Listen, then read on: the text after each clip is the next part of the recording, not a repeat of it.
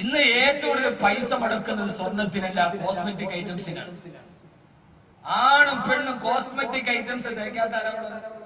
പണ്ട് നമ്മളൊരു പെണ്ണ് കെട്ടിച്ചിട്ട് ഒരാളുടെ ബെഡ്റൂമിലോട്ട് കയറി പോയാൽ ആകെ വാതിലാണ് നമ്മുടെ കാണുന്നത് തടിയുടെ അലമാരയെ പണ്ടത്തെ ഒരു കുട്ടിക്കൂറാടെ പൗഡർ ഉണ്ടാവും, അല്ലെ? അതിന്റെ അപ്പുറത്തോട്ട് വേറെ സാധനം കുട്ടിക്കൂറാടെ പൗഡർ ഉണ്ട് പണ്ട്.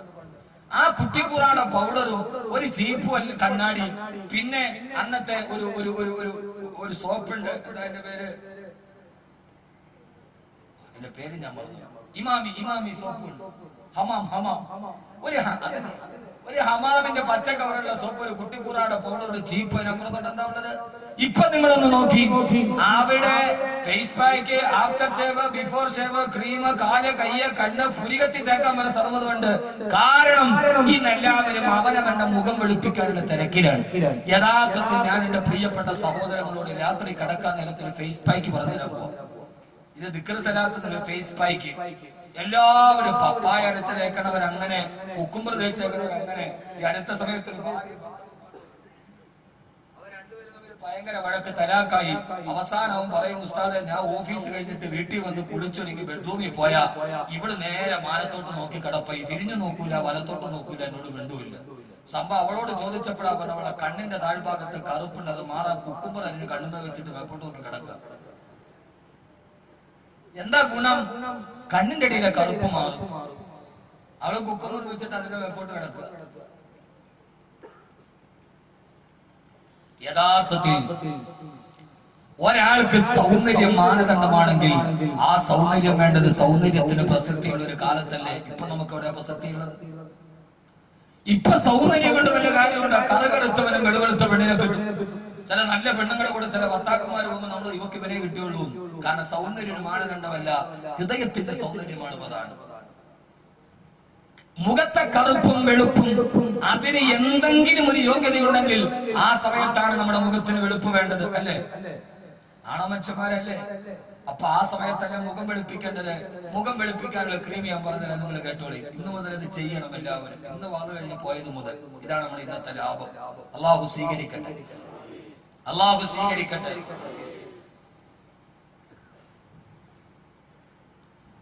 ആ ദിവസമാണ് ഒരാളുടെ സൗന്ദര്യം അവന് പരിഗണിക്കുന്നൊരു ദിവസമാണ്. അള്ളാഹു പറയുകയാണ്, പരലോകത്ത് പടച്ചറപ്പിന്റെ മുമ്പിൽ വരുമ്പോ, കത്തിക്കാളുന്ന നരകത്തിന്റെ മുമ്പിൽ പേടിയോടെ നിൽക്കുമ്പോ, ആ സമയത്ത് അവിടെയുള്ള ആളുകളുടെ മുഖം രണ്ട് രീതിയില.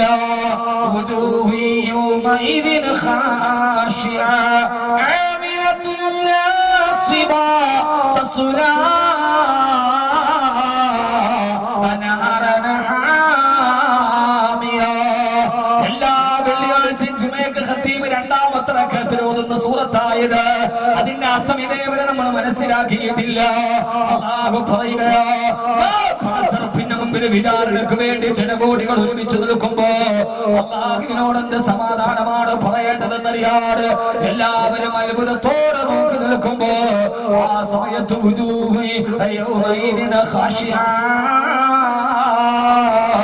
ഈ ദുനിയാവിൽ എത്ര വെളുപ്പുള്ളവരാണെങ്കിൽ ഇവരെ മുഖം വല്ലാതെ കഥകരത്ത് കരിവാളിച്ചു നിൽക്കുകയാ. എന്ത് കാരണമെന്നറിയോ?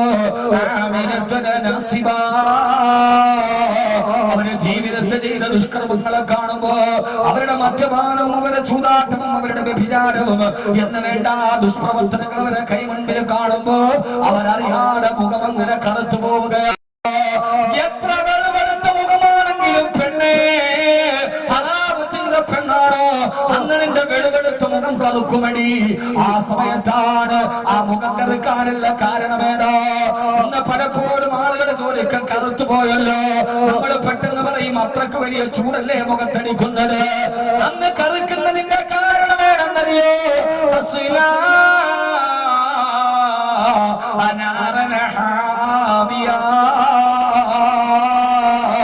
പടച്ചു പൊന്തുന്ന നരകത്തിന്റെ തീനാളം അവരുടെ മുഖത്തെ കടിക്കുമ്പോ അവരുടെ മുഖം ഇങ്ങനെ കറുത്തു പോവുകയോ. എന്നെ കേൾക്കാനിട്ട് പ്രിയപ്പെട്ട സഹോദര, എന്നാലും മറുഭാഗത്ത് വേറൊരു വിഭാഗം ആളുകളുണ്ട്.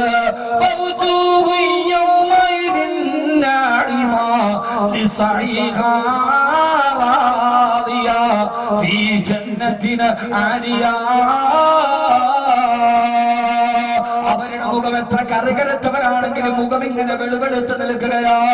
കാരണം അവര് ജീവിതത്തിൽ ചെയ്ത സൽക്കർമ്മങ്ങൾ കാരണത്താ അന്നത്തെ ദിവസം വെളുത്തവരുമുണ്ട്, കറുത്തവരുമുണ്ട്.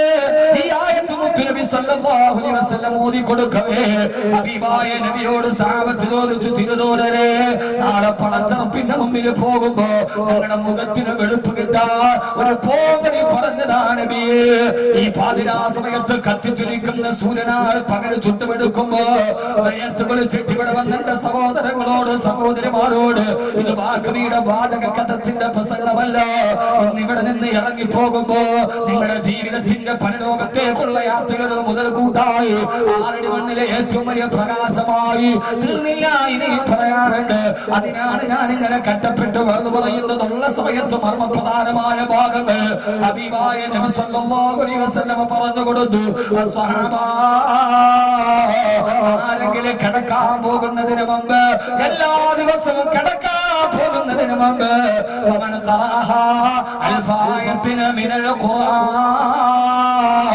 അല്ലാഹുവിന്റെ ഖുർആനിൽ നിന്ന് 1000 ആയത്തുകൾ പാരായണം ചെയ്ത, എല്ലാ ദിവസവും കിടക്കാൻ പോകുന്നതിന് മുമ്പ് ഖുർആനിലെ 1000 ആയത്തുകൾ പാരായണം ചെയ്താൽ അല്ലാഹു സുബ്ഹാനഹു വ തആല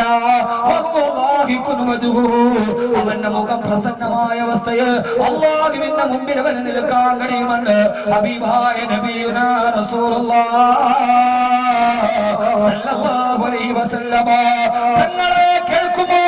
നാളെ ഞാനും നിങ്ങളും മരിച്ചു പോയാൽ നമുക്ക് സ്വർഗത്തിന് വെളുവെടുത്ത മുഖമായിട്ട് വരാണ്. ഉറങ്ങുന്നതിന് മുമ്പ് ഖുർആനിലെ 1000 ആയത്തുകൾ സ്ഥിരമായി ഓതിയിട്ട് കിടക്കണേ. ഇതാണ് നിങ്ങൾ ഏറ്റവും വലിയ ഫേസ്ബുക്ക്. അല്ലാഹു ചെയ്യാൻ തൗഫീഖ് നൽകട്ടെ. 1000 ആയത്ത് ഓതിയാൽ മതി, ഫേറാനൂരിയേക്കാൾ വലിയ വെളുപ്പ് കിട്ടും. ഓതിക്കൂടെ പറമനുഷ്യന്മാരെ? അങ്ങനെ ഉറപ്പിച്ചവരൊക്കെ കൈ ഉറങ്ങുന്നതിന് മുമ്പ് 1000 ആയത്ത്. ചുമ്മാ കൈ അങ്ങോട്ട് വെക്കരുത്. തെരഞ്ഞെടുപ്പ് കൺവെൻഷൻ അല്ല, ചുമ്മാ കൈ വെക്കാൻ. 1000 ആയത്ത് ദിവസം ഓതണം. 1000 ആയത്ത് എന്ന് പറഞ്ഞാൽ ഖുർആനിൽ 6666 ആയത്തുണ്ട്. അതായത് ഖുർആന്റെ 1/6 എന്ന് പറഞ്ഞാൽ 5 ജുസ്. ഹാമി മുതൽ സൂറത്ത് നാസ് വരെ ശിശ എഴുതിട്ട് ഉറങ്ങുന്നതിന് മുമ്പ് ഓതണം. തയ്യാറുള്ളവരെന്ന് കൈവെക്ക. 5 ജുസ് കൈവെക്ക. പറ്റുന്നവർ ആത്മാർത്ഥയോടെ ചുമ്മാ പൊക്കരുത്. ഞാൻ പറഞ്ഞത് 5 ജുസ് ഓതണം ദിവസവും. പറ്റുമോ? നടക്കൂല മക്കളെ. ഒരു ദിവസം 2 ദിവസമാണ് പറ്റും. മരിക്കണവരെ പറ്റൂ. ആരാ പൊക്കി നോക്കട്ടെ. അല്ലാഹു തൗഫീഖ് നൽകട്ടെ. അതിന് മാത്രം സമയമൊന്നും വേണ്ട. 5 ജുസ് ഓതാൻ ഒരാൾക്ക് 1 ജുസ് ഖുർആൻ നന്നായിട്ട് ഓതാൻ ഹാഫിദ് ആണെങ്കിൽ 20 മിനിറ്റ് മതി. അല്ലാത്ത ഒരാളാണെങ്കിൽ 30 മിനിറ്റ്, ഒരു 25 മിനിറ്റ്. 2 10 ഏതാണ്ട് 1 മണിക്കൂർ, 1.25 മണിക്കൂർ മതി 5 ജുസ് ഓതാൻ. അതിന് മാത്രം സമയമൊന്നും വേണ്ട. 3 സീരിയൽ കാണുന്ന സമയം അല്ല 2 30 മിനിറ്റ് സീരിയൽ 30 മിനിറ്റ്. നമ്മള് മുത്തക്കിങ്ങൾ ഇരിക്കണ അറിഞ്ഞൂടാ സാധുക്കള്. 2 സീരിയൽ കാണുന്ന സമയം, പിന്നെ 25 മിനിറ്റ് അല്ലേ ബൈനഹുമ അതിന്റെ ഇടയിലുള്ള പരസ്യവും കൂടെ കൂട്ടി. കഴിയൂല അല്ലെ? കഴിയൂല സഹോദരങ്ങളെ. സഹാബത്ത് പറഞ്ഞു, നബിയെ കച്ചവടവും യുദ്ധവും എഴുതിട്ട് തിരിച്ചു വന്നാൽ എല്ലാ ദിവസവും, ഞാൻ അതുകൊണ്ടാ പറഞ്ഞു ഇന്ന് കേൾക്കാൻ വന്നവർക്ക് ലാഭമാണ്. നബിയെ എല്ലാ ദിവസവും യുദ്ധവും നിങ്ങളുടെ ജീവിതത്തിന്റെ തിരക്കിന്റെ ഇടയിൽ ഇതൊന്നും ചെയ്യാൻ ഞങ്ങൾക്ക് കഴിയില്ല. യാ റസൂലല്ലാഹ്, ഹബീബായ റസൂലുള്ളാഹി സല്ലല്ലാഹു അലൈഹി വസല്ലം പറഞ്ഞു കൊടുത്തു, സഹാബ, ഒരാൾക്ക് ദിവസവും 1000 ആയത്ത് ഓതാൻ കഴിഞ്ഞിട്ടില്ലെങ്കിൽ നിങ്ങൾ ഉറങ്ങാൻ പോകുന്നതിന് മുമ്പ് ഒരൊറ്റ പ്രാവശ്യം നിങ്ങൾ സൂറത്ത് തകാസുർ പാരായണം ചെയ്യുക. അൽഹാകുമുത് തകാസുർ ഹത്താ സുറത്തുൽ മഖാബിർ എന്ന സൂറത്ത് തകാസുർ ഒറ്റ പ്രാവശ്യം നിങ്ങൾ ഓതിയിട്ട് കിടന്നുറങ്ങുക. നാളെ മരണത്തിലേശം പടച്ചറപ്പിന്റെ മുമ്പിൽ പോകുമ്പോ സന്തോഷമുള്ള മുഖത്തോടെ അല്ലാഹുവിന്റെ മുമ്പിൽ ഹിസാബിന് നൽകാൻ നിങ്ങൾക്ക് കഴിയും. മെമ്മേനാടുകാരെ, അല്ലാഹു നമുക്ക് ആ മഹാഭാഗ്യം നൽകുമാറാകട്ടെ. ഇന്ന് നിങ്ങളെ സത്യപ്രതിജ്ഞ ദയിപ്പിക്കുക. ഇനി 1000 ആയത്ത് വേണ്ട, സൂറത്ത് തകാസുർ ഓതിക്കൂടെ? പറ്റില്ലേ? അപ്പൊ അങ്ങനെ ഉറപ്പിച്ചിട്ടൊന്ന് കൈവെക്ക്. അങ്ങനെ ഉറപ്പിച്ചിട്ട് ഇതാണ് ലാഭം. താഴ്ത്തിയിട്ട് അള്ളാഹു തൗഫീഖ് നൽകട്ടെ. ഇന്ന് മുതൽ വാക്ക് ഇന്ന് വാത് പറഞ്ഞ അന്ന് മുതൽ എന്റെ ലാഭേത നാളെ ചിലപ്പോ പ്രസംഗിക്കാൻ ഞാൻ ഉണ്ടാവാം, ഇല്ലാതിരിക്കാം, മരണം അതിന്റെ ഇടയിൽ വന്ന് നമ്മൾ പോകണം. നിങ്ങളിൽ ഒരാളാണ് പോകണം. പക്ഷേ നമ്മുടെ ലാഭം ഇന്ന് മുതൽ ഈ കേൾക്കാമെന്ന ഒരാൾ ഇത് പാരായണം ചെയ്താൽ ആഖിറത്തിലേക്കുള്ള ലാഭമാണ്. പിന്നെ മനുഷ്യനത് സമ്മതിച്ചില്ലെങ്കിൽ പ്രശ്നമല്ല. അള്ളാഹു നമ്മളെ സ്വീകരിക്കട്ടെ. ഇൻഷാ അല്ലാഹ് ഓതിക്കൂടെ സഹോദരിമാരെ, നമ്മുടെ ജീവിതത്തിൽ മാറ്റം വരട്ടെ. മാറ്റം വരുമ്പോൾ നമ്മൾ മാത്രമല്ല, നമ്മുടെ ഭാര്യയെ, നമ്മുടെ മക്കളെ എല്ലാവരെയും നമ്മൾ പഠിപ്പിച്ചു കൊടുക്കണം. എന്നാലേ നമ്മുടെ മക്കൾ നന്നാവൂ. യഥാർത്ഥത്തിൽ ഒരൊറ്റ വിഷയം കൂടെ നമുക്ക് പിരിയാൻ ഞാനൊരു ദിക്ർ നിങ്ങൾക്ക് പറഞ്ഞുതരാം. അള്ളാഹു സ്വീകരിക്കട്ടെ. ഇൻഷാ അല്ലാഹ് ശിഹാബ് തങ്ങൾ റിലീഫ് സെൽ ലോകത്തിലെ ഏറ്റവും വലിയ ദീപകാരുണ്യ പ്രസ്ഥാനമാണ്. ഇതിന്റെ ബാക്കി കിട്ടുന്ന പൈസ കൊണ്ട് ഏതെങ്കിലും ഒരു അഗതിയും അനാഥയുമായ ആൾക്കൊരു വീട് വെച്ചു കൊടുക്കണമെന്ന് സംഘാടകർക്ക് ആവശ്യമുണ്ട്. അതിനുവേണ്ടി തന്നെ അതേ പരിപാടി വെച്ചിരിക്കണം. ബാക്കി കിട്ടിയാൽ എല്ലാവരും കൂടി സഹകരിച്ചാൽ നടക്കും. ഇൻഷാ അല്ലാഹ് ഒരു ബക്കറ്റുമായി ആരും എഴുന്നേക്കരുത്. ഇപ്പൊ തന്നെ യോഗ തീരും. ഇൻഷാ അല്ലാഹ് നാളെ കൃത്യം 8 മണിക്ക് വരൂലേ? ഞാൻ ഇവിടെ തന്നെ ഉണ്ട്, പുറത്തും പോണില്ല. 8 മണിക്ക് അവിടെ വന്നോളൂ. ഇന്നിപ്പോ സമയം കൂടുതലാണെന്നാണ് ഇത്രയും പ്രശ്നം. ഞാൻ നല്ലൊരു പ്രണയ കഥ പറഞ്ഞിട്ട്, ഒരു സ്വപ്നം പറഞ്ഞിട്ട് ഇൻഷാ അല്ലാഹ് അവസാനിക്കും. അതാവുമ്പോ പിന്നെ ആരും പോവില്ല. നല്ലൊരു ചെറുപ്പക്കാരൊരു പെണ്ണിനെ സ്വപ്നം കണ്ട ഒരു കഥയുണ്ട്, ഞാൻ പറഞ്ഞിട്ട് ഇൻഷാ അല്ലാഹ് കിട്ടിക്കും. അതാവുമ്പോ പിന്നെ ആരും പോവില്ലല്ലോ. ഒരായത്ത് പറയാൻ പറഞ്ഞ ആളുകളും എന്നെ വല്ല എഴുതാക്കും. ഒരു ചെറുപ്പക്കാരൻ രാത്രി ഒരു പെണ്ണിന്റെ പേര് വിളിച്ചു പറഞ്ഞിട്ട് സ്വപ്നം കണ്ടു. കൂട്ടുകാർക്കൊക്കെ ഒരു നല്ല കഥ ഞാൻ പറഞ്ഞുതരാം. ഇതും ഈ സൂറത്തുമായി ബന്ധപ്പെട്ട് അള്ളാഹു സ്വീകരിക്കട്ടെ. സംഘാടകരും ബക്കറ്റുമായിട്ട് നമ്മുടെ മുമ്പിൽ വരും. ബക്കറ്റില്ലേ? സംഘാടകരൊക്കെ കോടീശ്വരന്മാരാണ്. ബക്കറ്റ് പോലും മോണില്ലല്ലോ. എല്ലാവരും ഒരു നല്ല സദഖ ഇന്ന് ഇൻഷാ അല്ലാഹ് കൊടുക്കാം. നാളെ നമ്മുടെ ദുആയുടെ സദസ്സാണ്. നാളെ അവസാനം പ്രത്യേക ദുആയുണ്ട്. എല്ലാവരും, ഞാൻ വേറൊന്നും പറയണില്ല, നിങ്ങൾ വരുമ്പോ ഒരു പാവപ്പെട്ട കുടുംബത്തിന് 10-600 സ്ക്വയർ ഫീറ്റ് ഉള്ള ഒരു വീട് വെച്ചു കൊടുക്കും. നിങ്ങൾ എല്ലാവരും കൂടി ഒന്ന് കൂടിയാ നടക്കും. 1000 കട്ട ഉണ്ടാവും, ഒരു 10 പാക്കറ്റ് സിമന്റ് ഉണ്ടാവും. എല്ലാവരും കൂടെ കൂടിയാൽ മതി, വലിയ പിരിവൊന്നും ഇല്ല.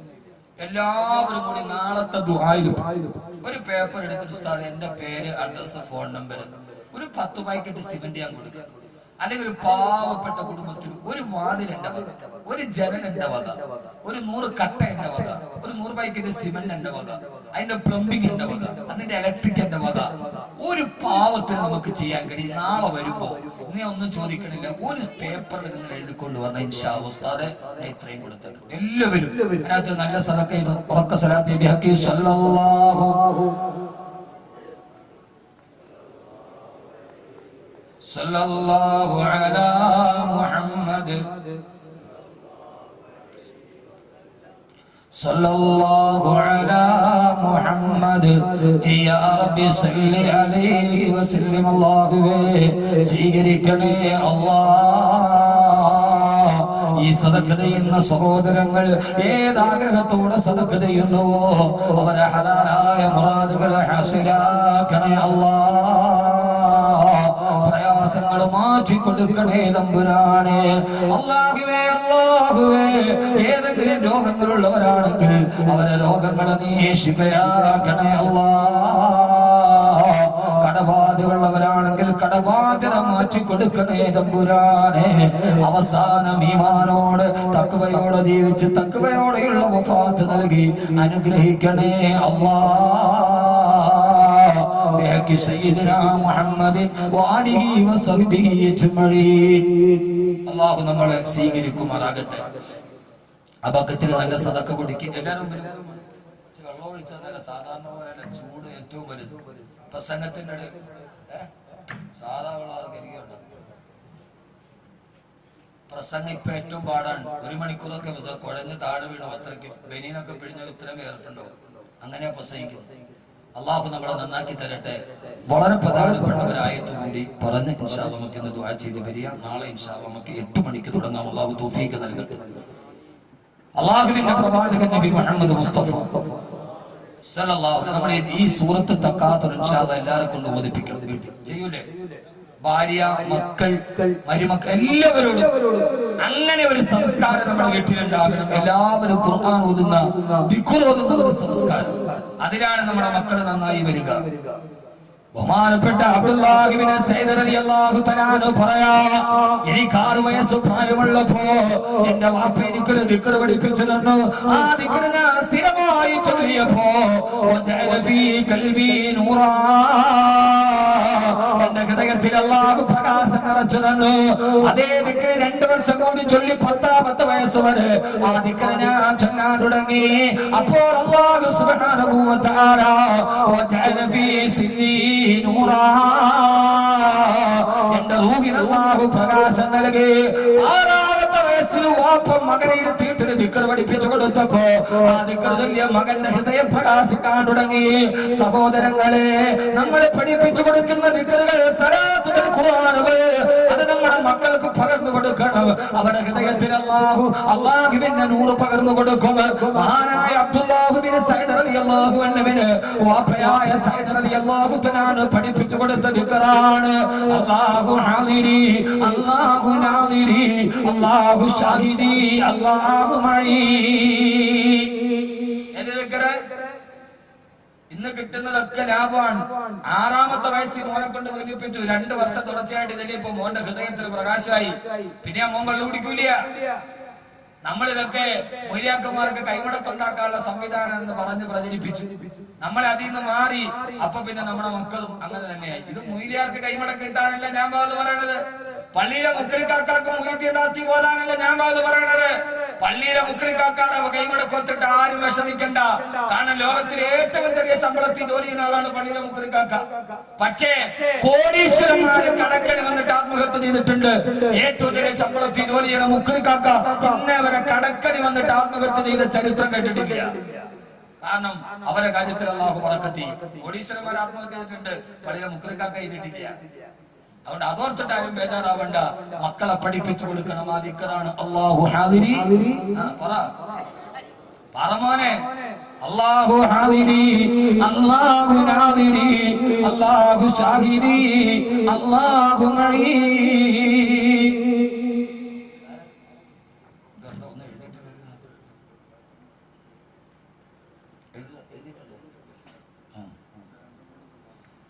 അല്ലാഹു സ്വീകരിക്കുമാറാകട്ടെ.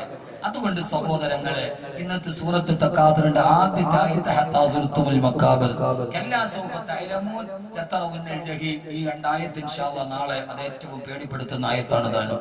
അല്ലാഹു സ്വീകരിക്കുമാറാകട്ടെ. ഞാൻ അവസാനം എന്റെ ചെറുപ്പക്കാരോട് സൂറത്ത് തക്കാതുർ മനസ്സിൽ ഓർത്തിരിക്കാൻ ഒരൊറ്റ കാര്യം കൂടി പറഞ്ഞു പിരിയുകയാണ്. നമുക്ക് എല്ലാവർക്കും അറിയാം, അശറത്തുൽ മുബശ്ശിരീൻ, സ്വർഗ്ഗം കൊണ്ട് സന്തോഷവാർത്ത അറിയിപ്പിക്കപ്പെട്ട 10 സഹാബാക്കൾ. അവരാണ് നബി ബക്കർ وأن عمر وأن علي وأن عثمان ذي الكرم سيدنا زبير طلحة وأبي عبيدة وابن عوف في الناشر الكرم سيدنا سعيد. അതിൽ പറയുന്ന 6-ാമത്തെ സഹാബി സയ്യിദ്. അപ്പൊ ഈ 10 പേർക്ക് മാത്രമല്ല സ്വർഗമുള്ളത്. ഇനി നബിതങ്ങൾ ഒറ്റ ഇരിപ്പിന് ഒന്നിച്ചു പറഞ്ഞ 10 പേരാണിത്. ബാക്കി പലരോടും ആയിഷാക്ക് സ്വർഗമാണ്, ഫാത്തിമ ബീവിക്ക് സ്വർഗമാണ്, അമ്മാറിന് സ്വർഗമാണ്. അങ്ങനെ ധാരാളം സഹാബത്തുണ്ട്. 10 പേരെന്ന് പറഞ്ഞാൽ ഒറ്റ വാക്കിൽ നബികൾ പറഞ്ഞ ഒരു സദസ്സിൽ വെച്ച് പറഞ്ഞാലാണ് ഈ 10 പേർ. അതിൽ 6-ാമത്തെ ആളാണ് സഈദ് ബിൻ സയ്യിദ് റളിയല്ലാഹു തആല. സഈദ് ബിൻ സയ്യിദ് റളിയല്ലാഹു തആല മഹാനവറുകൾ ഒരു ദിവസം യുദ്ധത്തിന് വേണ്ടി പോയപ്പോ 4 ദിവസം തുടർച്ചയായിട്ട് ഉറങ്ങിയ ഒരു അത്ഭുതകരമായ സ്വപ്നം ഞാൻ പറഞ്ഞുതരാം.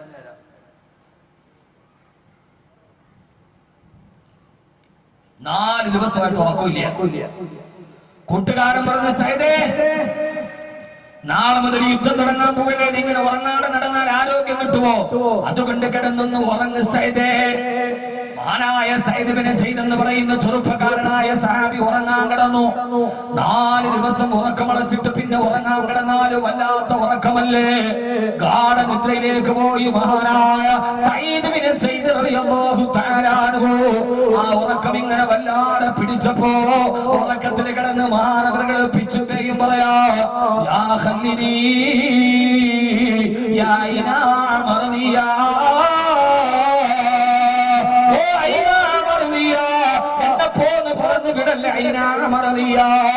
എന്നെ കേൾക്കാനത്തെ സഹോദരങ്ങളോട് സഹോദരന്മാരോട് പാതിരാത്രിയിൽ സ്വപ്നം കാണാത്തവരാണ്. മഹാനവറുകൾ ഉറക്കത്തിന് കിടന്ന് വിളിച്ചു പറയാ,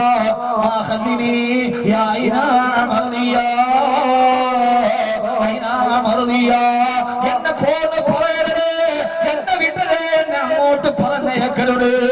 അടുത്തിരുന്ന കൂട്ടുകാരെ ശരീരത്ത് തട്ടി ചെയ്തേ, എന്താ ഉറക്കത്തിൽ പിച്ചുമ്പേയും പറയുന്നത്, എഴുന്നേക്ക് ചെയ്തേ. സയ്യിദിനെ സയ്യിദ് റളിയല്ലാഹു തആല എഴുന്നേറ്റു. അടുത്തിരുന്ന ആള് ഉറക്കത്തിൽ പറയാ, ഐനാമർദിയ ഒരു പെണ്ണിന്റെ പേരാണ്. നിന്റെ കാമുകിയുടെ പേര് പറയണ മാതിരിയല്ല, കാമുകിയല്ല. എന്നെ വിടല്ലേ, എന്നെ പറഞ്ഞു വിടല്ലേ. കൂട്ടുകാരൻ അടിച്ചു. എന്താ സയ്യിദിനെ സയ്യിദ് പിച്ചും കൈയും പറയുന്നു. ചാടി എഴുന്നേറ്റ് ഉറക്കത്തിൽ, സയ്യിദ് നീ എന്താ പറഞ്ഞത്? കൂട്ടുകാരാ, ഞാൻ ഈ ഉറക്കത്തിൽ ഒരു സ്വപ്നം കണ്ടു, ഒരു വല്ലാത്ത സ്വപ്നം കണ്ടു. എന്താണ് സയ്യിദേ? ആ സ്വപ്നം ഞാൻ പറയില്ല കൂട്ടുകാരാ, എന്നോടൊന്ന് പറയണേ സയ്യിദേ.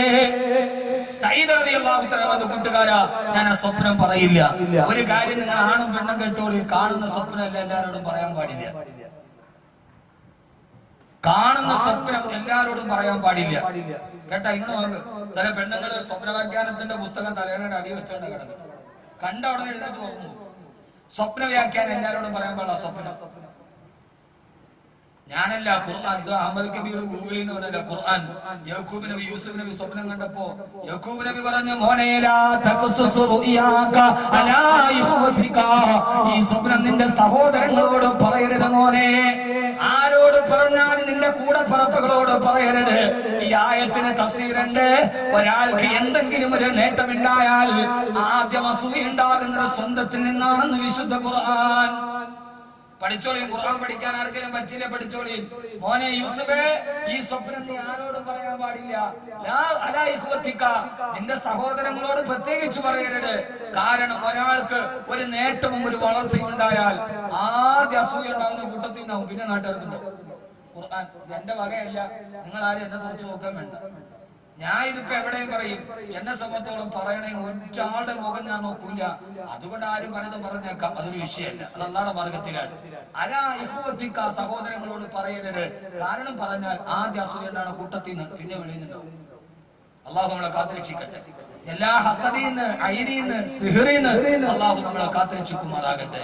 ഖുർആൻ പറയാത്തതൊന്നുമില്ല. സ്വപ്നം പറയരുത്, സ്വപ്നം പറയരുത്. സൈലൻസറിന്റെ ഫ്ലൂട്ട് കട്ട് ചെയ്തിട്ട് വണ്ടി ഓടിക്കരുത് എന്ന് ലോകത്താദ്യ ട്രാഫിക് നിയമം പറഞ്ഞ ഗ്രന്ഥം ഖുർആനാണ്. സമയമെല്ലാം പറഞ്ഞ 1 മുതൽ 12 വരെ NLC പഠിപ്പിച്ചത് ഖുർആനാണ്. ഇല്ല എന്നാൽ ഖുർആൻ പഠിക്കണം. ഖുർആൻ മയ്യത്തിന്റെ അടുത്ത് അതാണ് മാത്രമല്ല, പറയാൻ സമയമില്ല. എപ്പോ പറയാൻ 1 മുതൽ 12 വരെ എണ്ണം പഠിപ്പിച്ചേക്കണം ഖുർആൻ. നിങ്ങൾ പറഞ്ഞാരാ?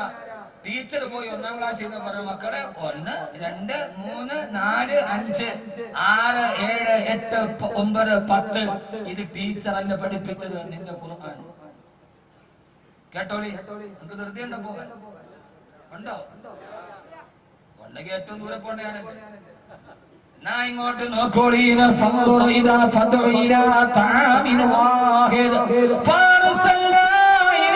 اثنين فيكونون ثلاثا فخذ 4 من الطير ويكونون 5 الذي خلق السماوات والأرض وما بينهما في 6 أيام الذي خلق 7 سماوات طباقا 8 أزواج وكان في المدينة 9 رهط تلك 10 كاملة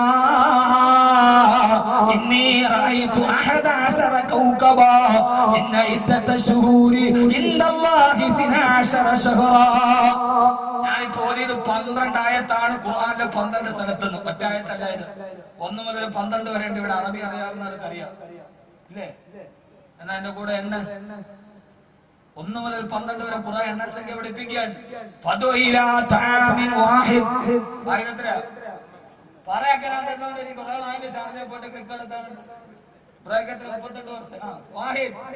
എന്റെ കൂടെ എണ്ണ എന്നാലേ പറയുള്ളൂ. ഒന്ന് സൂറത്തുൽ ബഖറ ഫഅർസൽനാ ഇലൈഹിം ഇസ്നൈൻ. സൂറത്ത് യാസീൻ ഇസ്നൈൻ. പാറമനുഷ്യന്മാര് രണ്ട് സയഖൂലൂന സലാസ സൂറത്തുൽ കഹ്ഫ് സലാസ മൂന്ന് ഫഖുദ് അർബഅതൻ മിനൽ-ത്വയ്ർ അർബഅ على سورة آل عمران سيقولون خمسة أنت سورة الكهف الذي خلق السماوات والأرض وما بينهما في 6 أيام سورة القصص الذي خلق 7 سماوات طباقا الذي خلق 7 سورة نوح 8 أزواج 8 سورة الأعراف وكان في المدينة 9 رهطنا 9 سورة القصص تلك 10 كاملة 10 സൂറത്തുൽ ബഖറ ഇന്നി റഅയ്തു 11 കൗകബാ 11 സൂറത്ത് യൂസുഫ് ഇന്ന ഇദ്ദത ശുഹൂരി ഇൻദല്ലാഹി 12 ശഹറാ 12 സൂറത്ത് തൗബ. ഇനി പറ കുട്ടികളെ, നിനക്ക് ഇംഗ്ലീഷ് മീഡിയത്തിലാണ് ഒന്ന് പഠിപ്പിച്ചത് അല്ലാഹുവിന്റെ ഖുർആനാണ്. ഇത് പഠിക്കണം, ഖുർആന്റെ ആഴത്തിലൂടെ ഇറങ്ങണം. എനിക്ക് ഏറ്റവും ഇഷ്ടപ്പെട്ട വിഷയം ഇതാണ്. പക്ഷെ ആളുകൾക്ക് മനസ്സിലാക്കാൻ ബുദ്ധിമുട്ടാണ്. സൈലൻസറിന്റെ ട്രാഫിക് നിയമം ലോകത്ത് പറഞ്ഞ ഒരേ ഒരു ഗ്രന്ഥം ഖുർആനാണ്. ആട്ടിയോ അല്ല, സൈലൻസറിന്റെ പൂട്ട് കട്ട് ചെയ്യാൻ പാടില്ല. മനസ്സിലായോ? നമ്മുടെ അവിടെ പൾസർ 220 ഒക്കെ മേടിച്ചിട്ട് കുട്ടികള് പൂട്ട് കട്ട് ചെയ്തിട്ട് വെടികൊണ്ട വെരിക്ക് പോണവര് 4 മണിക്ക് കോളേജിന്റെ മുമ്പേ കൂടെ അവനിങ്ങനെ ഇരിക്കണാണ്. ഈ കുളത്തിന്റെ അടുത്ത് തവള ഇരിക്കണോ ഇങ്ങനെ, എന്നിട്ടൊരു പോക്ക പാടില്ല, പൊല്യൂഷൻ പാടില്ല. ഖുർആൻ ലുക്മാൻ അലൈഹിസ്സലാത്തു വസ്സലാം മകനോട് ഉപദേശം കൊടുക്കുമ്പോ ട്രാഫിക് നിയമം പറഞ്ഞു കൊടുക്കാൻ സൂറത്തുൽ ലുക്മാൻ, മോനെ നീ എല്ലാം ചെയ്യുമ്പോ ഓവർ സ്പീഡ് പാടില്ല മോനെ. സ്പീഡിൽ വെച്ച് 40 ആണെങ്കിൽ 40 മുകളിലോട്ട് പോകരുത് മോനെ. നിന്റെ സഞ്ചാരത്തിന് മിതത്വം പാലിക്കണേ. ആളുകൾക്ക് പ്രശ്നമുണ്ടാക്കുന്ന സൗണ്ട് ഉണ്ടാക്കിയിട്ട് സഞ്ചരിക്കല്ല മോനെ. സൈലൻസറിന്റെ പൂട്ട് കെട്ട് ചെയ്തിട്ട് പൊല്യൂഷൻ ഉണ്ടാക്കി ബൈക്ക് ഓടിക്കുന്നത് ഹറാമാണെന്ന് വിശുദ്ധ ഖുർആൻ. സംവാദത്തിനുണ്ട് വായന്റെ അടുക്കൽ ഖുർആൻ. മോനേത് പാടില്ല. അല്ലാഹു നമുക്ക് ബോധം തരട്ടെ. ഇനി ഒരാൾക്ക് വണ്ടി ഉണ്ടെങ്കിൽ ആ വണ്ടി കഴുകിയിടണം. പൊടിയുമായി ചെളിയുമായിട്ട് വണ്ടി ഓടിക്കാൻ പാടില്ല എന്ന് പോലും ഖുർആൻ പറഞ്ഞിട്ടുണ്ട്. ഇതൊക്കെ പറഞ്ഞുകൊണ്ടാണ് ഗബീർ വാക്ക് ആർക്കും കണ്ടുകൂടാ, അയാൾക്ക് വണ്ടി ഉണ്ടോടാ പറയണത്.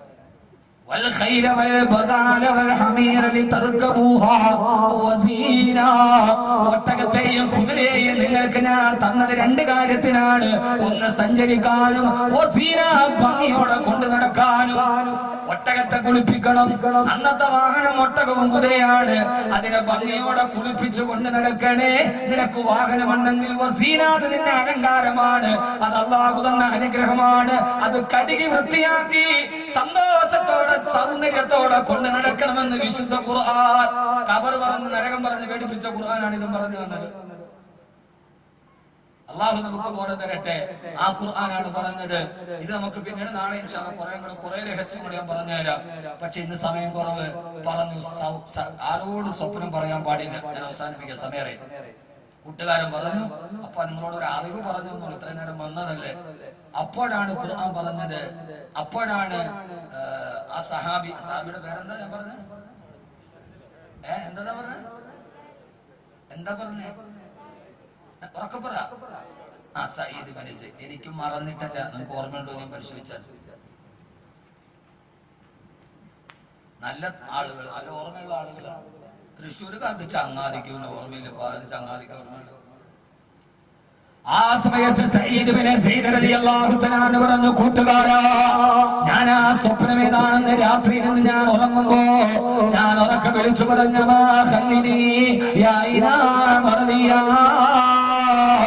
എന്ന് ഞാൻ വിളിച്ചു പറഞ്ഞ സ്വപ്നത്തിന്റെ കഥ നിനക്ക് ഞാൻ പറഞ്ഞു തരാം. പക്ഷെ ഞാൻ മരിച്ചിട്ടല്ലാതെ ഇതാരോട് നീ പറയല്ലേ കൂട്ടുകാരാ. നിങ്ങൾ മരിച്ചിട്ടല്ലാതെ മറ്റൊരാൾ ഈ സ്വപ്നത്തിന്റെ കഥ ഞാൻ പറയുന്നില്ല. ഡിമാൻഡില് മാനവരകള് കഥ പറയുകയാ, തന്റെ സ്വപ്നം പറയാ. ആരും മുമ്പരന്ന് പോകുന്നൊരു സ്വപ്നത്തിന്റെ കഥ മഹാനായ സയ്യിദ് ബിൻ സയ്യിദ് റളിയല്ലാഹു തആല അൻഹു സയ്യിദേ നിനക്ക് സ്വർഗ്ഗമാണെന്ന് മുത്തു മുസ്തഫ റസൂലുള്ളാഹി സ്വല്ലല്ലാഹു അലൈഹി വസല്ലം പറഞ്ഞു കൊടുത്ത മാനവറുകൾ ഞാൻ ഉറങ്ങിയപ്പോൾ ഞാൻ സ്വപ്നത്തിൽ സ്വർഗ്ഗം കണ്ടുപോയി ആ സ്വർഗ്ഗത്തിൽ ഞാൻ നോക്കുമ്പോ അല്ലാഹു മനുഷ്യന് വെച്ച് തന്ന അനുഗ്രഹത്തിന്റെ കലവറ കണ്ട് അത്ഭുതപ്പെട്ട് നിൽക്കുമ്പോ ഒരു വൃക്ഷത്തിന്റെ ചുവട്ടിൽ അപ്സരസുകളെ പോലെ കുറെ സുന്ദരി പെണ്ണുങ്ങൾ നിൽക്കുകയാ അവരെ കണ്ടപ്പോ ഞാൻ ചോദിച്ചു സുന്ദരി പെണ്ണുങ്ങളെ നിങ്ങളാണോ ഹബീബായ നബി ഞങ്ങൾ കോതി പഠിപ്പിച്ചതെന്ന് ഖുർആനിൽ അല്ലാഹു പറഞ്ഞ വഹൂറുൻ അഈൻ കമസാലിൽ മക്നൂൻ ചിപ്പിക്കുള്ളിൽ അടക്കപ്പെട്ട മുത്തുകളെ പോലെ തോന്നുന്നുണ്ട് സ്വർഗത്തിന്റെ ഹൂറി പെണ്ണുങ്ങളെ നിങ്ങളാണോ സ്വർഗത്തിന്റെ ഹൂറി പെണ്ണുങ്ങളെ നിങ്ങളാണോ എന്ന് ചോദിക്കവേ അവര് പറഞ്ഞു ചെയ്തേ ഞങ്ങൾ ഹൂറികളല്ല ഞങ്ങള് സ്വർഗത്തിന്റെ ഹൂറികളെ വേലക്കാരികളാ ഹൂറി പെണ്ണുങ്ങൾ ഈ താഴ്വരയുടെ മറുഭാഗത്താണ് നിൽക്കുക ഹബീബായ നബി ഞങ്ങൾ പഠിപ്പിച്ചു തന്ന ഹൂറികളെ കാണാണ് സ്വർഗത്തിന്റെ മറുതാഴ്വരയിലേക്ക് ഞാൻ പോയപ്പോ അവിടെ സ്വർഗത്തിന്റെ സിദ്ർ വൃക്ഷത്തിന്റെ ചുവട്ടിൽ ഒരു സുന്ദരിയായ പെണ്ണ് നിൽക്കുകയാ അവളുടെ മുഖം കണ്ടാല് 14 രാവിലെ പൗർണമി ചന്ദ്രനെ പോലെ തോന്നുന്നുണ്ട് ആര് കണ്ടാലും തൊടാൻ ഇഷ്ടപ്പെടുന്ന ഒരു പെണ്ണ് നിൽക്കുകയാ അവളുടെ അടുക്കിലേക്ക് പോയിട്ട് ചോദിച്ചു പെണ്ണേ നീ ആരാ പെണ്ണ് പറഞ്ഞു അനമിനെ ഞാൻ സ്വർഗത്തിന്റെ ഹൂറികളിൽപ്പെട്ട ഒരു പെണ്ണാ എന്റെ പേരെന്താണ് പെണ്ണേ എന്റെ പേരാണ് ഐനാ മർദിയ എന്റെ പേരാണ് ഐനാ മർദിയ ഈ പേരാണ് സയ്യിദ് റളിയല്ലാഹു തആല ഉറക്കത്തിൽ വിളിച്ചു പറഞ്ഞത് ഐനാ മർദിയ എന്നെ പോന്ന് പറഞ്ഞ് ഇവിടെ നിന്ന് മാറ്റിവിടല്ലേ ചോദിച്ചു നീ ആരാണ് പെണ്ണേ ഞാൻ നിന്റെ സ്വർഗത്തിന്റെ ഭാര്യയാണ് സയ്യിദ് നീ പരലോകത്ത് വരുമ്പോ അല്ലാഹു നിനക്ക് സ്വർഗത്തിൽ ഒരുമിച്ച് വെച്ചിരിക്കുന്ന ഭാര്യയാണ് ഞാനെന്ന് മഹദി അവറുകൾ മറുപടി പറയുമ്പോ സയ്യിദ് റളിയല്ലാഹു തആല കൂട്ടുകാരനോട് സ്വപ്നം വിവരിക്കുകയാ പെണ്ണിനിക്ക് റബ്ബ് സ്വർഗത്തിൽ തന്ന ഭാര്യയാണെന്ന് എനിക്ക് ഉറപ്പായപ്പോ അവളെ ഒന്ന് തൊഴാൻ ഞാൻ എന്റെ കൈ കൊണ്ടവളുടെ ശരീരത്തിലേക്ക് തൊടാൻ പോയപ്പോ ആ സമയത്ത് കൈ തട്ടി മാറ്റിയിട്ട് ആ പെണ്ണ് പറഞ്ഞു ഇല്ല സയ്യിദ് സ്വർഗത്തിന്റെ ഭാര്യ നീ ഇപ്പോൾ ദുനിയാവിലാണുള്ളത് ഇപ്പൊ നിനക്ക് ഞാൻ ഹലാലല്ല ഇപ്പൊ ഞാൻ നിന്റെ ഭാര്യയല്ല നീ മരിച്ചിട്ട് സ്വർഗത്തിൽ വന്നാലേ ഞാൻ നിന്റെ ഭാര്യയാവൂ ഇപ്പൊ നീ ദുനിയാവിലാണ് സയ്യിദ് അതുകൊണ്ട് ദുനിയാവിലേക്ക് തിരികെ പൊക്ക സയ്യിദ് ആ പ്രിയപ്പെട്ട സ്വർഗത്തിന് എന്റെ ഭാര്യ ദുനിയാവിലേക്ക് തിരിച്ചു പൊക്കോ എന്ന് പറഞ്ഞപ്പോ ഞാൻ അവളോട് പറഞ്ഞു മഹല്ലിനി എന്നെ ഇനി ദുനിയാവിലേക്ക് തിരിച്ചുവിടല്ലേ എന്നെ ഇനി ദുനിയാവിലേക്ക് തിരിച്ചുവിടല്ലേ ഞാൻ പോവുകയില്ല ഇതാണ് ഉറക്കത്തിൽ കിടന്ന് വിളിച്ചു പറഞ്ഞത് സഹോദരങ്ങളെ നമ്മളെങ്ങാനും കണ്ണുകൊണ്ട് സ്വർഗം കണ്ട പിന്നെ ദുനിയാവിലെ ഭാര്യ നമ്മൾ ഉപേക്ഷിച്ച് കളയും ആ ദുനിയാവിലെ ഭർത്താവിനെ നമ്മൾ ഉപേക്ഷിച്ച് കളയും നമ്മുടെ മക്കളെ പോലും നമ്മൾ വേണ്ടാന്ന് പറയും എനിക്കെന്റെ സ്വർഗം മതി എനിക്കെന്റെ സ്വർഗം മതി അത് ഇൻഷാ അല്ലാഹ് നാളത്തെ പ്രസംഗത്തിൽ ഞാൻ വിവരിക്കുന്നുണ്ട് നമ്മൾ ആഗ്രഹിച്ചതല്ല നമ്മുടെ കൺമുമ്പിലെത്തുന്ന കിളക്കണ്ട പൂട്ടണ്ട അവയിൽ കൊല്ലണ്ട നിനക്കുള്ളതൊന്നും തന്നെ നീ അറിയണ്ട നമുക്ക് ആവശ്യമുള്ളതൊക്കെ കൈവെള്ളയിലെത്തി തരുന്ന സ്വർഗത്തെ കുറിച്ച് കേട്ടപ്പോ ആ സമയത്ത് ദുനിയാവിലേക്ക് തിരിച്ചു പോകാൻ പറഞ്ഞപ്പോ ഞാൻ ആ പെണ്ണിനോട് ചോദിച്ചു പെണ്ണ് എന്റെ ദുനിയാവിലേക്ക് തിരിച്ചു വിട്ടാൽ എന്നാണ് ഞാൻ ഇനി സ്വർഗത്തിലേക്ക് വരിക മറന്ന് എന്നോട് പറഞ്ഞു 3 ദിവസം മാത്രമേ ഇനി നിങ്ങളുടെ മരണത്തിനുള്ളൂ 3-ാമത്തെ ദിവസം നിങ്ങൾ മരണപ്പെടുമെന്ന് ആ പെണ്ണെന്നോട് പറഞ്ഞിട്ടാ വിട്ടത് ചെറുപ്പക്കാര 3-ാമത്തെ ദിവസം മരണമുറപ്പിച്ചിട്ട് മഹാനായ സയ്യിദ് റളിയല്ലാഹു തആല അൻഹു ഇത് പറയുന്ന ദിവസം ഒരു തിങ്കളാഴ്ചയാണ് തിങ്കൾ കഴിഞ്ഞ് ചൊവ്വ ബുധൻ വ്യാഴാഴ്ച ദിവസമായി 3-ാമത്തെ ദിവസം അതാ മഗ്രിബിന്റെ സമയത്ത് യുദ്ധം കൊടുമ്പിരി കൊല്ലുകയാണ് സയ്യിദ് റളിയല്ലാഹു തആല പടവാൾ വെട്ടിയിട്ട് യുദ്ധം ചെയ്യുമ്പോ സ്വപ്നത്തിൽ കണ്ട ഊരിപ്പെണ്ണ് പ്രവചിച്ച മൂന്നാമത്തെ ദിവസമായി മഗ്‌രിബിന്റെ സമയത്ത് സൂര്യൻ അസ്തമിക്കാൻ പോകുന്നു. സയ്യിദ് റളിയല്ലാഹു അൻഹുവിന് സങ്കടമായി. മൂന്നാമത്തെ ദിവസം മരിക്കുമെന്ന് പറഞ്ഞിട്ട് സൂര്യൻ അസ്തമിക്കാൻ പോകുന്നുവല്ലോ, മൂന്നാമത്തെ ദിവസം അവസാനിക്കുന്നുവല്ലോ. അന്നത്തെ ദിവസം സയ്യിദ് റളിയല്ലാഹു തആലാവിന് സുന്നത്ത് നോമ്പ്. കാരണം ഒന്ന് മരിക്കുമെന്ന് പറഞ്ഞ ദിവസമല്ലേ. സുന്നത്ത് നോമ്പ് പിടിച്ചിട്ട് വെള്ളിയാഴ്ച രാവിലെ മരണത്തെ കാത്തിരിക്കുകയാ. പടിഞ്ഞാറൻ ചക്രവാളത്തിലേക്ക് അർക്കകിരണങ്ങളും മുഖം പിടിക്കുമ്പോ മാനവർക്ക് നിരാശയായി. എന്റെ സ്വർഗത്തിലെ ഭാര്യയെ പുലുക. മൂന്നാമത്തെ ദിവസം മരണമെന്ന് പറഞ്ഞിട്ട് മരണം വന്നില്ലല്ലോ. അതാ മഗ്‌രിബിന്റെ ബാങ്ക് മുടക്കാൻ സമയമായി. സയ്യിദ് റളിയല്ലാഹു അൻഹുവിന്റെ കഴുത്തിലേക്ക് ശത്രു വാളുകൊണ്ട് ആഞ്ഞു വെട്ടി. മാനവരുടെ കഴുത്ത് മുറിഞ്ഞ് രക്തം തടം തള്ളിയോ തുടങ്ങി സയ്യിദ് റളിയല്ലാഹു അൻഹു അതാ രക്തക്കളം മുടിലേക്ക് മറിഞ്ഞു വീഴുന്നു. സഹാബത്തോടി വന്നിട്ട് വെള്ളമെടുത്തിട്ട് സയ്യിദ് നോമ്പ് തുറക്കൂ സയ്യിദ്, നോമ്പ് തുറക്കൂ സയ്യിദ്. കഴുത്തിലൂടെ രക്തം തടം തള്ളിയാ തുടങ്ങുമ്പോ വെട്ടേറ്റ കൈകൾ കാണിച്ചിട്ട് സയ്യിദ് റളിയല്ലാഹു അൻഹു പറഞ്ഞു, വേണ്ട, എനിക്ക് വെള്ളം വേണ്ട, എനിക്ക് നോമ്പുകാരനായിട്ടിരിക്കും എന്റെ റബ്ബിന്റെ അടുക്കലേക്ക് പോകണം, എനിക്ക് എന്റെ അല്ലാഹുവിനെ കാണണം. ഞാൻ നോമ്പുകാരനായി സുബഹി മുതൽ മഗ്‌രിബ് വരെ എന്റെ ആമാശയം പൊരിഞ്ഞ് ഒരു തുള്ളി വെള്ളം പോലും കുടിക്കാതെ നോമ്പുകാരനായിട്ട് എനിക്ക് മരിക്കണം. കൂട്ടുകാരാ, കൊണ്ടുവന്ന് ചുണ്ടിലേക്ക് വെച്ച വെള്ളപ്പാത്രം തട്ടിക്കളഞ്ഞ് മാനായ സയ്യിദ് റളിയല്ലാഹു അൻഹു സൂര്യൻ അസ്തമിച്ചു. മഗ്‌രിബിന്റെ ബാങ്ക് മുഴങ്ങി. അശ്ഹദു അല്ലാ ഇലാഹ ഇല്ലല്ലാഹ് വ അശ്ഹദു അന്ന മുഹമ്മദർ റസൂലുള്ളാഹ്. സയ്യിദ് റളിയല്ലാഹു തആല 3 ദിവസം മുമ്പ് സ്വപ്നം കണ്ടതുപോലെ മൂന്നാമത്തെ ദിവസം ഈ ലോകത്ത് നിന്ന് വിട പറഞ്ഞു.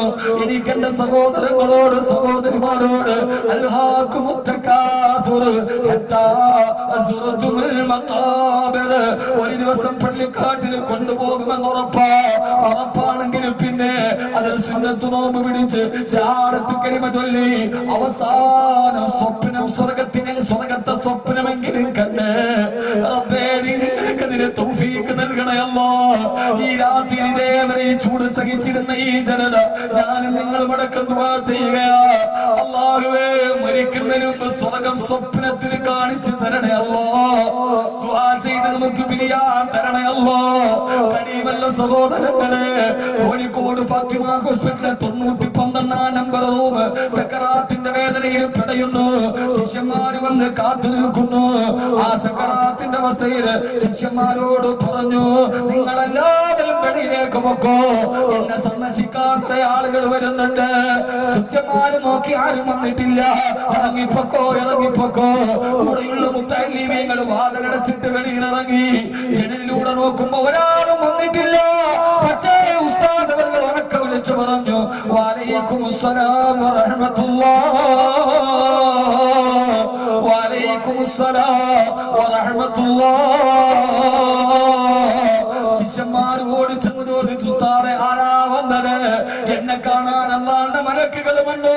അവരെന്നോട് സലാം പറഞ്ഞപ്പോ ഞാൻ സലാം അടക്കിയടാ. ഇത് സഹാബത്തിന്റെ ചരിത്രമല്ല, ഇത് താബീങ്ങളുടെ ചരിത്രമല്ല.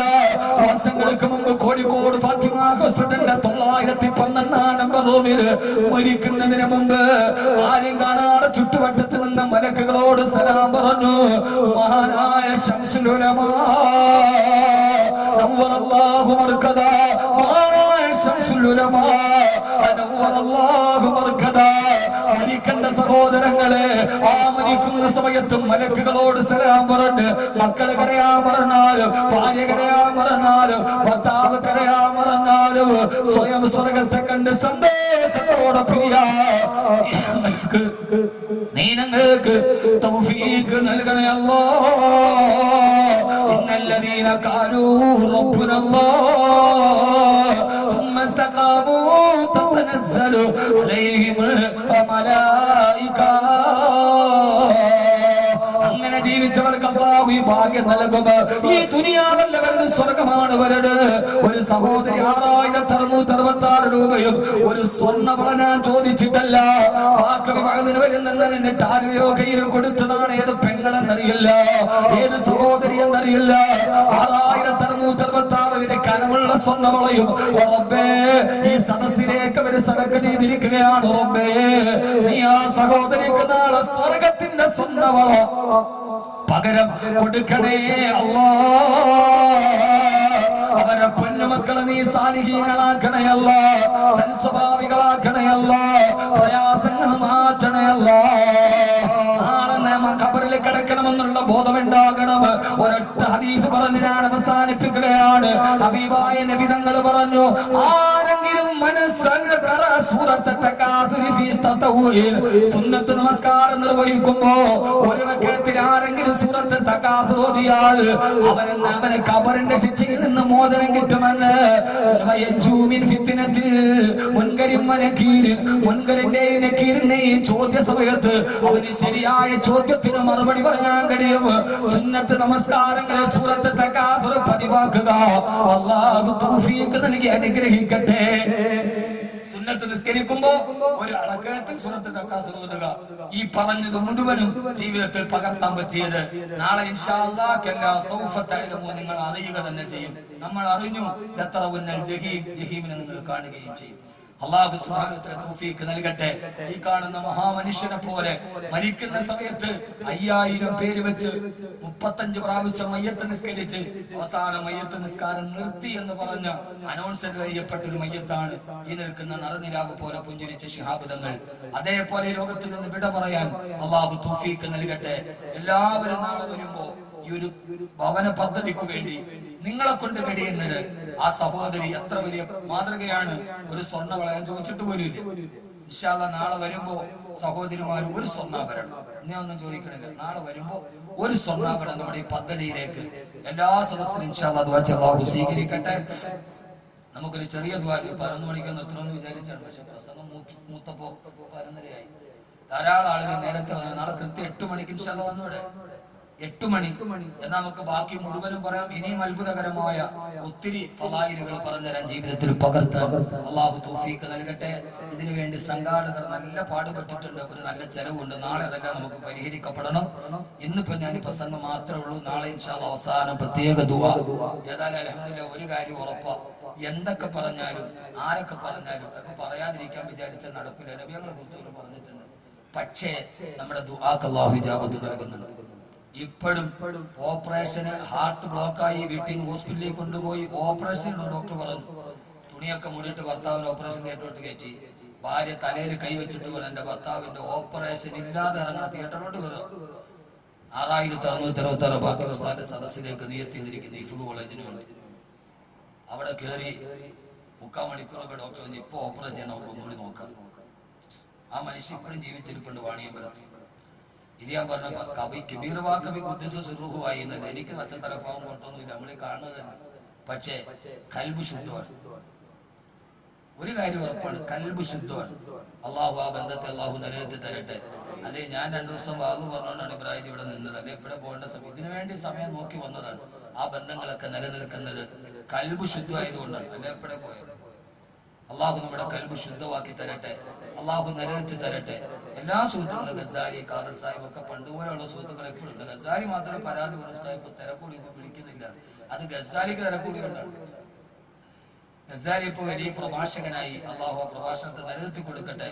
നല്ല പോസ്റ്റുകളിലായി. അൽഹംദുലില്ലാഹ് എല്ലാം കൊണ്ട് നമുക്ക് ഹൈറുകൾ മാത്രമല്ല, ആരും താഴോട്ട് പോയിട്ടില്ല. ഈ ബന്ധങ്ങളൊക്കെ കൊണ്ട് എല്ലാവരും മുകളിലേക്കാണ് പോയത്.